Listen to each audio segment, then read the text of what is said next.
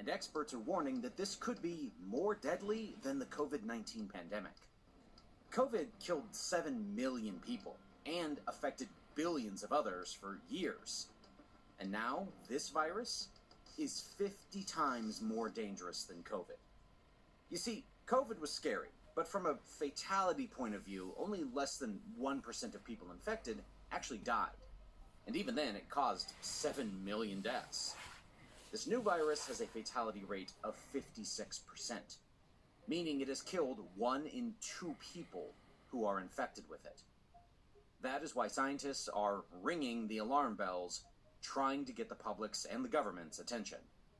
If this thing gets out of hand, like COVID, if we repeat the mistakes we made during COVID, the consequences could be drastically worse this time around.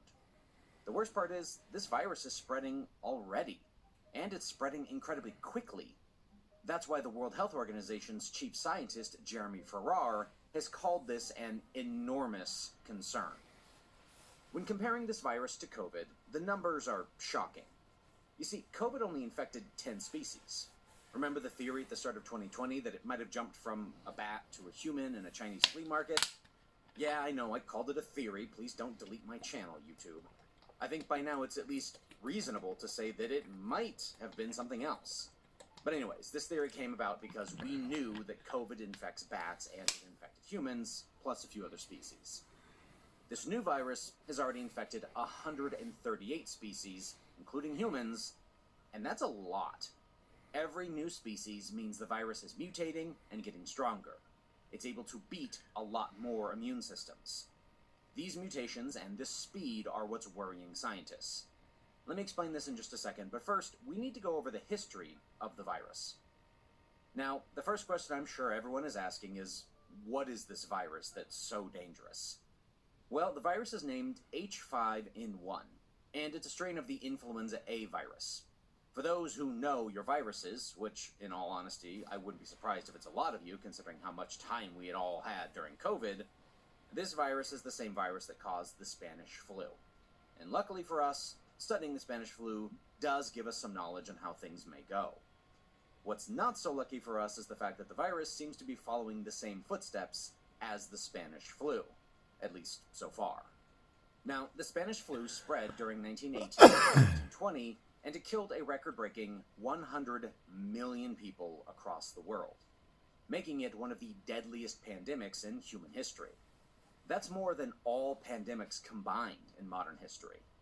H5N1 is the newer and quite possibly just as powerful strain of the same virus. Worse yet, the patterns are quite similar in this case. Let's take a closer look. Most pandemics, including Spanish flu and COVID, follow this 3-step pattern from early stages to their peak. The first stage is incubation. Many viruses, much like the one we're seeing now, are not something that just came out of nowhere. Even COVID, or the coronavirus, was nothing new. We've known about them for 2,000 years. It's just that the new strain became something that was novel or new. Similarly, the Spanish flu was not something that just came out of nowhere. This virus was likely around for years before. In fact, studies have shown that less potent variants were already being found in other species years before the Spanish flu became deadly.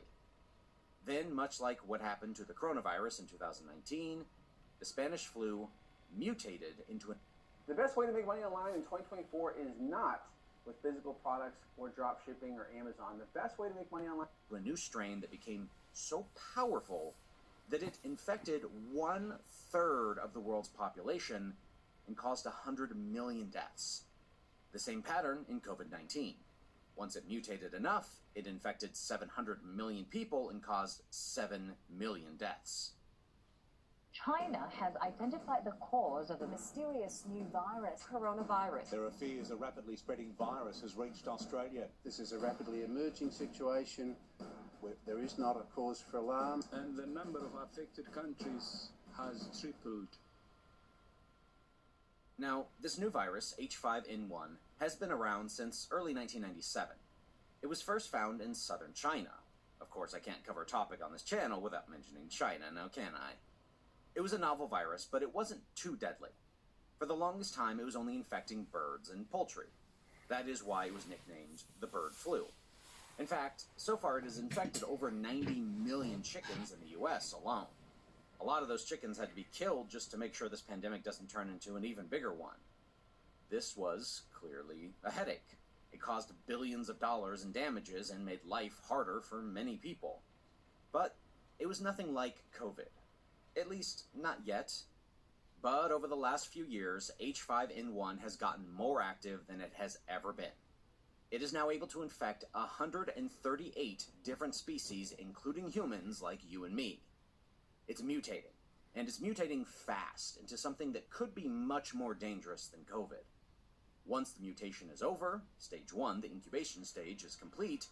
Once stage 1 is over, it's almost impossible to stop the spread. Because after this stage, what comes is the tipping point stage. The stage where the virus starts spreading at an exponential rate among humans. So the question is, what kind of mutation does the virus go through? What's the science? Well, viruses are not all dangerous. It's just, we talk a lot about the ones that are. Much like how the vast majority of flights take off and land safely. But if you ever type flight news into Google, the only news stories you will see are the ones where flights crash or almost crash. We have a lot of immunity for a lot of viruses. And in fact, most of us likely have immunity from influenza A viruses as well. Then why is it that scientists are really worried about H5N1, which is a strain of influenza A? Because it's different, unique compared to the past. As a virus infects more and more people, more and more species, it starts learning and getting better, so to speak. With every new species, it gains power points, like in a video game, where now it's able to beat immunities that species already have. It's not an easy process, and more often than not, the virus loses and the immune system wins the fight. In fact, even if a virus is able to mutate into something that's stronger, it doesn't really matter if the human dies, because then the new stronger strain just dies with the human. That's why HWO chief scientist Jeremy Farrar said, "It's a tragic thing to say, but if I get infected with H5N1 and I die, then that's the end of it. But if I go around the community and I spread it to somebody else, then you start the cycle." So no matter how strong the virus gets in an infected human's body, it's not really that scary. As long as it's not transmissible, it's a dead end. It becomes extinct. But if it can become transmissible, it can become a whole different story. Then it can get to a point like COVID, where everyday infection numbers are hitting a new record, and that's extremely scary. Considering this virus has a more than 50% fatality rate, for a virus to become a pandemic, it's important that it learns how to jump from human to human. This is where recent news is troubling the scientific world. Just last month, US officials announced that this virus was found in cattle when cows from 9 different states tested positive. There's some good news and some bad news with these infections. Luckily, it's not deadly for the cows, at least not yet. That's the good news. But the bad news is that now viruses can use cows as effective mixing vessels, meaning 2 different strains can now swap genetic material if they can meet in the same cow. This way, they can become stronger and more transmissible. It can learn from other mutations and adopt things that can help it grow more powerful abilities, like being able to transfer between people. This is already happening. It's able to go from cow to cow, which is new and worrisome. It's also able to go back to the birds from cows. And birds can carry it to different herds. Anyone can invest in property. I bought this large property in the Leith area. Meaning it will infect more cows and mutate faster. Again, this is the most active the virus has been in the last 2 decades since its discovery. Mutations are completely random, but as it infects more and more mammals, the likelihood for a mutation turning into something that can cause a pandemic only goes up. Right now, only 2 humans have tested positive in the United States, and they only got it because they work at a poultry farm. Based on information we have now, humans can become infected if they come into close contact with infected birds, whether the birds are dead or alive, or with surfaces that may have been contaminated by an infected bird's saliva or feces.